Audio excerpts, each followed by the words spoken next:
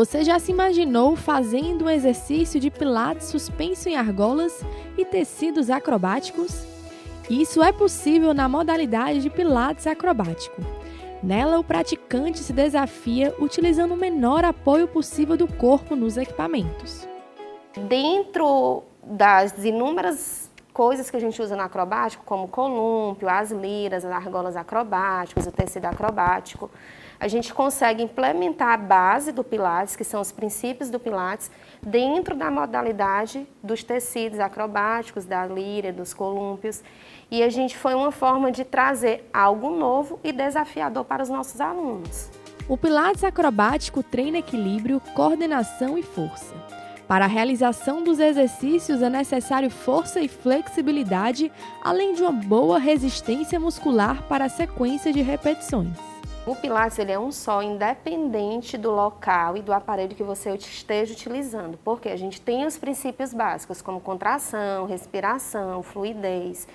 Então, em qualquer, independente se seja aparelho, se seja solo, se seja os tecidos, as argolas, o que se fundamenta em Pilates são os princípios básicos da metodologia.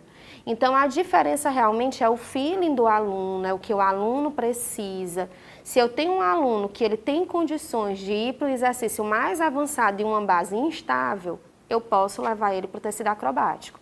Se o aluno ele já não tem a força suficiente, o controle dos movimentos, a mobilidade, para evoluir para uma base instável, que no caso é os tecidos, as liras, o colúmpio, a gente trabalha na base estável, que no caso os aparelhos, o solo, e aí vai no processo de evolução. Mas não existe uma diferença grande, porque se eu pego o princípio básico do Pilates e aplico em qualquer uma das modalidades, ele vai estar sendo bem orientado, bem usufruído. O que muda é a condição do aluno e de acordo com a evolução do aluno. Geralmente o Pilates acrobático ele não tem muito meio termo. Tem exercício básico, tem exercício intermediário, tem exercícios avançados. Mas o mais básico se torna ainda um pouco mais avançado do que nos aparelhos, por ser uma base móvel. Então, o aluno ele precisa ter um conhecimento melhor do corpo dele, ele precisa ter uma contração efetiva da musculatura, ele já precisa ter desenvolvido uma boa mobilidade das articulações para que a gente consiga colocar ele no Pilates acrobático. Então, isso a cada aula ele é estimulado para que a gente possa desenvolver e ele chegar no nível avançado.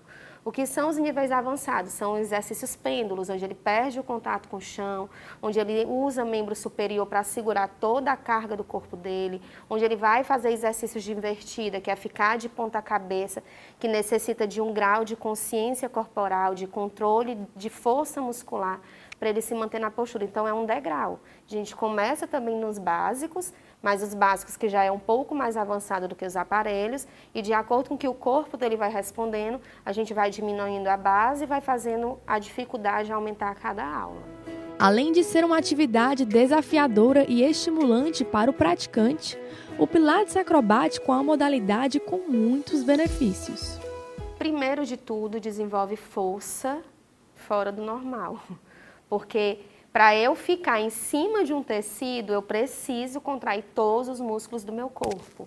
Então, isso gera uma estabilidade no teu corpo muito forte. Por que as lesões normalmente aparecem?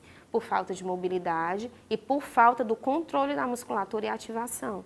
Então, isso no Pilates acrobático, ele trabalha muito, muito bem. Então, desenvolve força, resistência, potência e de uma forma muito mais rápida. Porque ou o aluno contrai, ou o aluno não consegue fazer determinados exercícios avançados. Então, é uma forma de ensinar ele a ativar toda a musculatura para fazer determinada atividade. Apesar de ser uma atividade avançada, o Pilates acrobático não tem contraindicação de idade, desde que ele seja acompanhado por um bom profissional. O Pilates acrobático, ele bota muito medo. As pessoas acham que é só jovem que faz. Não, a gente tem pessoas de 78 anos que invertem nesses tecidos. Agora, a gente precisa saber realmente se o aluno tem a condição. Por exemplo, uma pessoa que tem hipertensão, uma pessoa que tem problema de labirinto, labirintite, a gente tem que ter um cuidado maior. Mas tem exercícios que eu boto o aluno de ponta cabeça, tem exercícios que ele fica deitado com os pés no tecido. Então, não existe contraindicação relativa que a idade impeça a pessoa de fazer, entendeu? O feeling do professor, junto com a avaliação, é que vai escolher exercícios específicos para aquele aluno. Então, o idoso pode ir para o tecido, a criança pode ir para o tecido, a gestante pode ir para o tecido. Vai ser embasado em quê a aula dele? Dentro do processo de avaliação.